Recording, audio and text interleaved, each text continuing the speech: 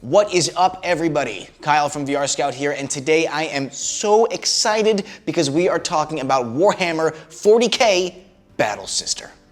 Yes, the famous Warhammer universe is officially heading to Oculus Quest and Oculus Quest 2 headsets, bringing with it all the over-the-top violence you know and love. As a member of the legendary Sisters of Battle, you'll command a variety of powerful abilities that allow you to slow time, force push enemies, and form protective barriers.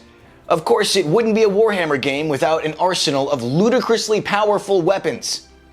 There is a total of 15 weapons and war gear items to utilize, such as meltas, flamers, chainswords, and of course, bolters. When all else fails, you can call upon incredible acts of faith to win the day. From what we've seen so far, Battle Sister is shaping up to be one hell of a gruesome adventure, albeit a bit overwhelming. Thankfully, we had the chance to sit down with James Horn, creative lead and project director of Battle Sister, to get the scoop on Warhammer's first original VR game.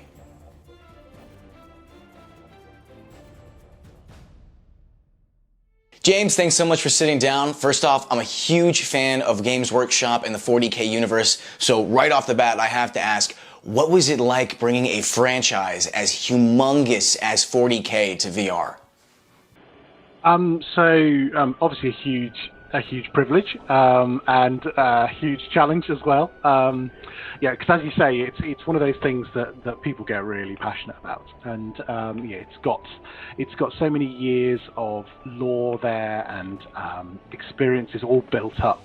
And one thing we found, and certainly we found in the team, but also in feedback from when we first announced the game, is how passionate people are about that. We've worked with 40K games and with Warhammer games for a few years now as Pixel Toys, and so we know how much the details really matter to people. There's a variety there which actually people want to see as well. So some people desperately want to see certain races or certain weapons or certain planets or yes. Now, the Warhammer universe is famous for being composed of countless factions, multiple races. How exactly did you end up settling on the Battle Sisters specifically? We were looking in general at a whole load of different races and different directions we could have taken it, and I think there was something about the Battle Sisters that really took our interest. I think partly it's we thought we could tell a really good story with them. Space Marines are amazing and cool and brilliant, but one thing about them is that they're very binary.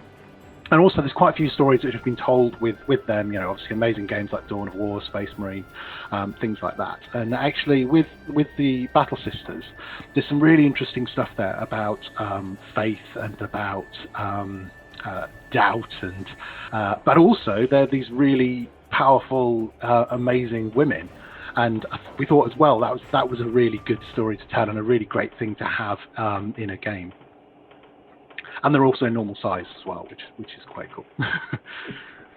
Based on the footage we've seen so far, 40K looks like this over-the-top joyride through the bowels of hell. How exactly does Battle Sister set itself apart from other VR shooters?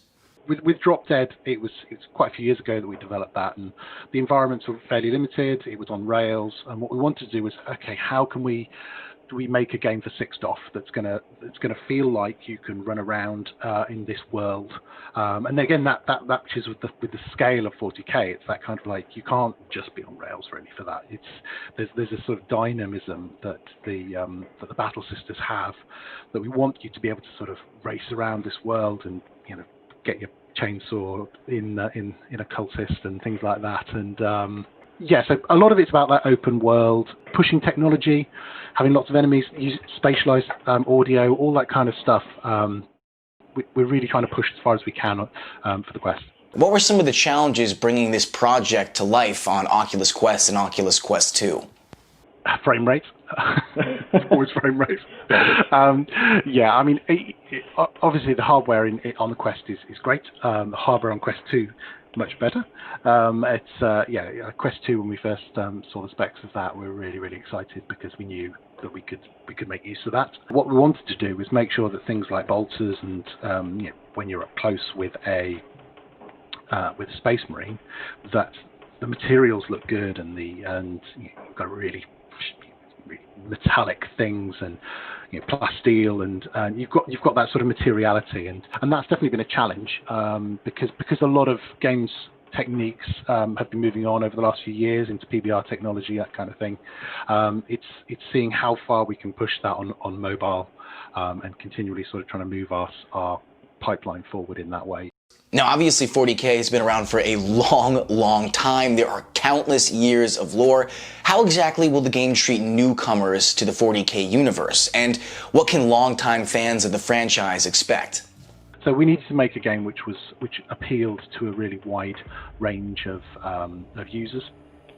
And so what we tried to do is just make a really good shooter, and also to have this narrative element within it. We've got a storyline that runs throughout the game, and that's about Sister Ophelia. You play the character of Sister Ophelia, and she is a battle sister, very capable. She's a very experienced battle sister, and she finds out that her twin sister, who she was separated from quite a few years before, is actually still alive. She thought she was dead. And so alongside that, we also have a really classic adventure story where you're obviously hunting the bad guy, and those two stories intertwine as they go through. And part of it is that we wanted that story to be a really appealing story to people who are not 40K fans as well, because the battle against chaos is one thing, but also things like that conflict as well between family and faith, and also between sort of duty and human emotion, is actually one of the things we wanted to explore. And that's something which the Battle Sisters allowed us to do, more than perhaps potentially an Adeptus Astartes would. But for 40K fans as well, we've got plenty of things that hopefully will get people excited there. I think obviously we work really closely with Games Workshop, and spend a lot of time looking at miniatures and make sure we get those details right. But part of it as well is also to get some of that really black humor that 40K has. What's the one part of Battle Sister you're most excited to share with fans, whether it be the combat or the environments or the narrative?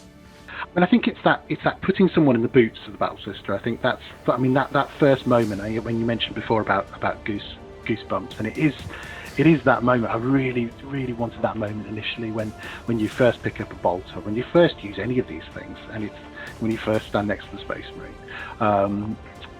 Those moments, I think, were a big part of it, and I think then it's telling a great story. But ultimately, I think it's just what we wanted to do was make a really great FPS shooter for people to play just before Christmas. Final question: can I perform Exterminatus, and why not? Well, technically that would be a spoiler, wouldn't it? If I were to say yes or no, it would be a spoiler. But I'm sure we'd need an Inquisitor if we were going to do something like that. If we had an Inquisitor, then who knows? We're really excited about the game, and we're just squishing the last few bugs out of it, and just trying to get it all ready. So we can't wait to get it in people's hands and have people playing it and enjoying it, and go from there. And there you have it. Warhammer 40K Battle Sister is shaping up to be one of the most ambitious VR shooters of the year, and personally, we cannot wait to get our hands on it. That is it for now. Thanks for watching, everybody, and remember, the Emperor protects.